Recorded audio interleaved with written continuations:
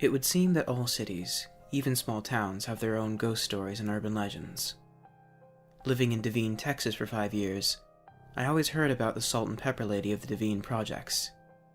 Friends would speak of their experiences with this very strange and disturbing specter. If you grew up in the Devine projects, your parents wouldn't allow you to be outside whatsoever after dark, which was less due to the gangs and drug problem, and more out of fear of the salt and pepper lady.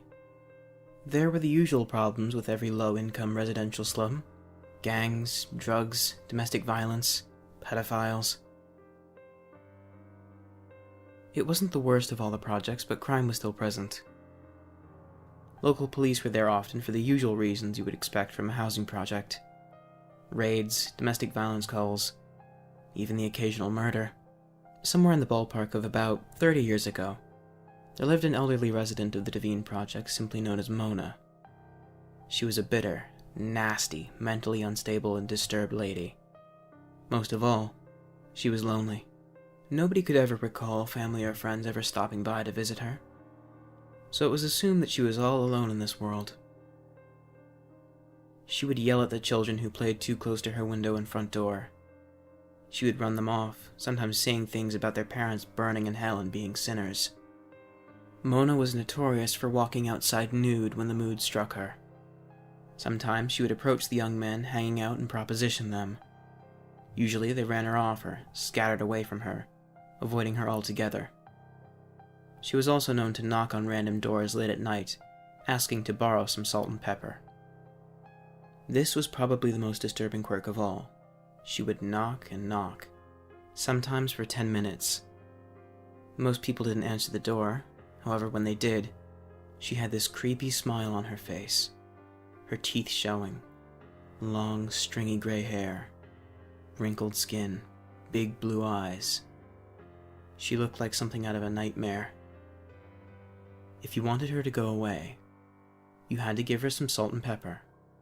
Then, she left you alone. In time, though, residents became used to Mona's eccentric antics, as disturbing as they were. She was just another oddity of the Devine projects. In time, people began to notice she wasn't screaming at kids, walking around nude, or knocking on doors late at night. When rent was due, Mona had not paid on time as she normally did. One cold January morning, the landlord went over to her apartment to collect. After no answer, he let himself in with his own key. Inside, he found Mona submerged in her bathtub. The water was a crimson red as she had slit her own wrists. However, the most unnerving sight was that she had also decided to pluck out her eyes. She had also defecated in the bathtub, likely as she approached death. The smell was very intense and could gag a maggot. A note was left on the bathroom counter. I am sick of this world and all of the filth, lies, deceit, and sinners in it. This place needs to be punished. All I ever wanted here was a friend. You were all just too good to talk to me. You should all burn for it. I'm leaving this world to join my son Hank and husband Jim in the afterlife. First, there are some things I need to tend to beforehand. You're all scum and not fit to eat my shit. I'll be seeing you all soon. Ramona Osterberg. When the coroner removed Mona, the populace of the projects curiously gathered outside. The general mood of the day was one of relief. Ding Dong the Witch is Dead was to be sung by bratty children throughout the projects over the next few days. After about a week, the strange happenings began. People began to report a woman knocking on their doors late at night, asking for salt and pepper. Mona was also said to be spotted walking around nude in the complex in the wee hours. Some even said she was seen walking through apartments in the same state as when she expired, eye sockets empty where her big blue eyes once stared from. Being that the projects were mostly occupied by poor, superstitious Mexican families, a growing concern and fear caused a meeting.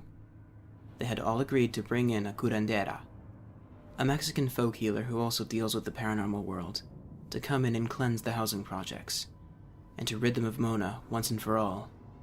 After the blessing and ritual cleansing, the curandera claimed that Mona was no longer a problem. She had passed on to the next life to join her loved ones. This didn't hold her at bay for long. Another few days had passed. People were beginning to have horrible nightmares. Everyone from children, adults, even gangbangers. She was seen more often walking around the complex and in people's apartments. Often she would knock on their doors in the wee hours asking for salt and pepper. Usually, nobody answered the door. Occasionally, the brave ones answered, only to find nobody there. When the residents tried to contact the curandera, she couldn't be found. All hope was lost, and many began to pack up and move out. A few stayed. As new tenants moved in, the frequency of Mona sightings began to dissipate. However, she can still be spotted walking disfigured and grotesque about the projects after midnight. She still knocks on doors once in a while asking for salt and pepper. And she can still be seen, albeit rarely, inside apartments, and walking around with empty eye sockets. She still appears in the nightmares of frightened children and anyone who lives the wrong kind of life. A life Mona would disapprove of. She is meant now as a warning. Go down the wrong path, and the salt and pepper lady will come to get you. Needless to say, crime is way down in the Devine projects. The police joke around saying Mona is an honorary Devine police officer, being she keeps the criminal element there in check. This is a real urban legend / story I grew up with when I lived in Devine. The projects still stand.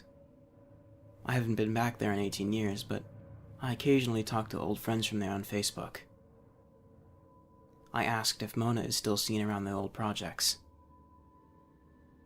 They say she is.